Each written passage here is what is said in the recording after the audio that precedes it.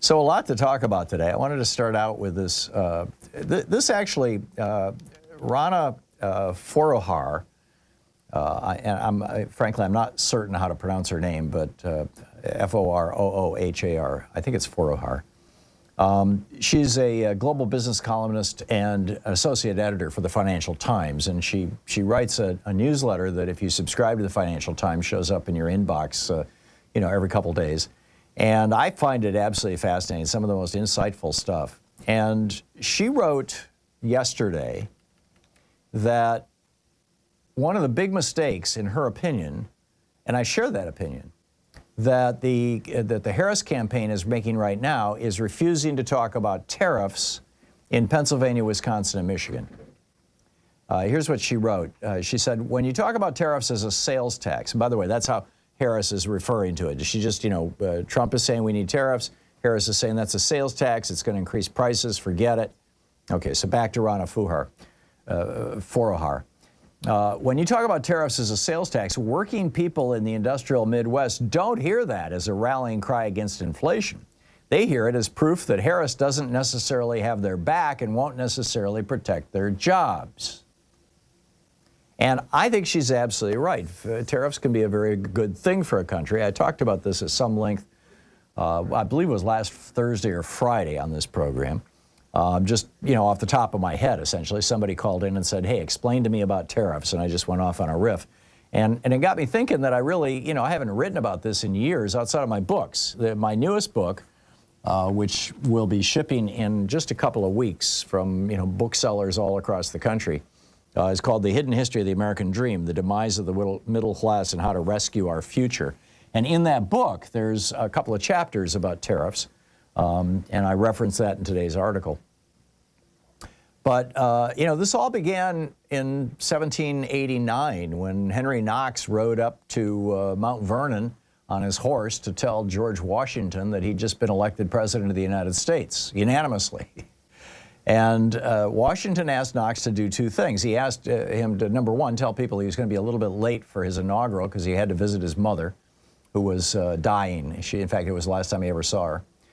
And secondly, he asked General Knox if he would ride up to Connecticut to meet with Daniel Hinsdale, who was a tailor who was making fine American clothing, which had been illegal prior to the American Revolution, and get him a made-in-America suit that he could be sworn in wearing.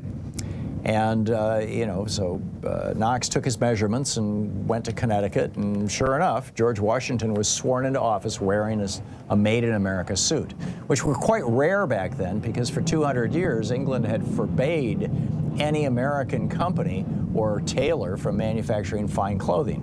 You could sell homespun, cheap clothes, but you could not sell expensive clothes. They had to be made in England. We shipped cotton over there. They shipped fine clothing back over here.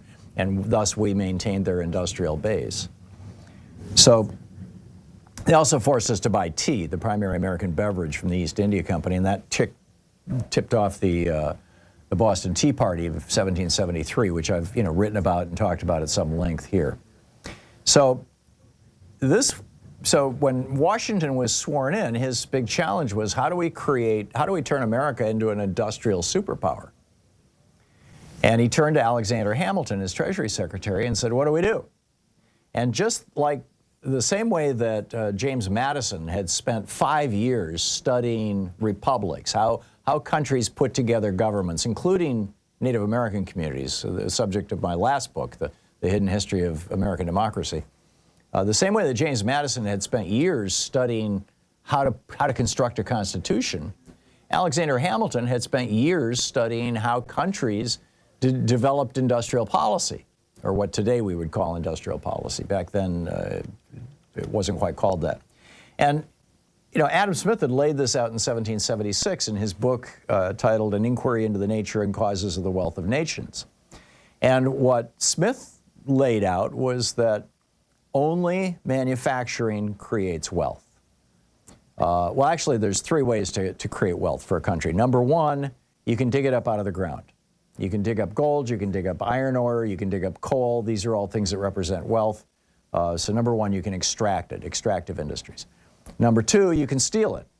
You can do it by colonialism. You can go over to another country, like Spain did with, Central America, and just steal all their gold and bring it back to Spain. And this produced a boom in Spain, in addition to a massive inflation in the late 1500s, early 1600s. And so you can steal it. But the third way, and the really legitimate way to create wealth for a country, is to manufacture things. And the example Smith used was a tree branch laying on the ground in the forest has no intrinsic value. It has no wealth. It does not represent wealth to the nation.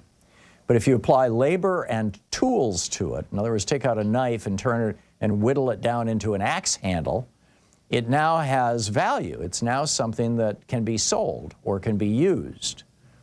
And that value, even if you sell it overseas, even if that axe handle got shipped over to Japan, the wealth from that manufacturing of that axe handle stays here in the United States because Japan pays you for that axe handle.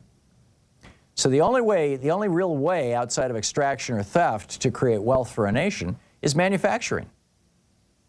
And Alexander Hamilton understood this, George Washington understood this, every American president right up until Ronald Reagan understood this, and that's why we had average tariffs from 1792 until the 1980s in the neighborhood of around 20 to 30% on, pretty much across the board, to keep manufacturing here in the United States. And now what's happened is that because of Reagan's neoliberalism, the average tariff on goods into the United States is only around 2%. And the result, actually it's 1.2%.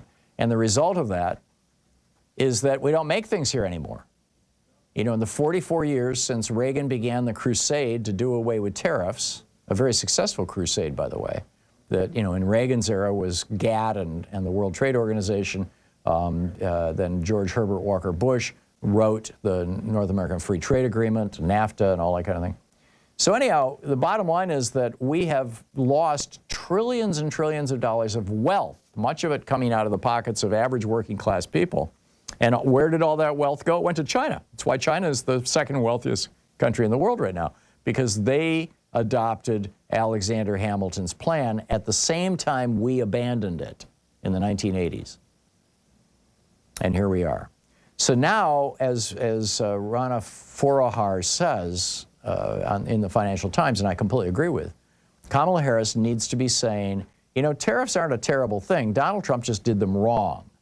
You don't want to do tariffs quickly. You don't want to kick off trade wars like Donald Trump did. You want to do it in ways that people can plan for it, that they'll build factories, that they know that the tariffs are going to be around for decades if necessary, so that they can recover their investment.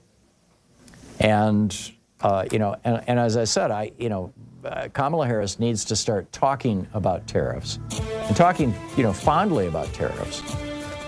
Because, by the way, Joe Biden has imposed a whole bunch of tariffs in the last 3.5 years. He put tariffs on steel, he put tariffs on cars, he put tariffs on EVs, he put tariffs on motors for EVs, he's put tariffs on a whole bunch of stuff. I mean, we're actually doing this now. We need to be bragging about it and take that weapon, the argument away from Trump.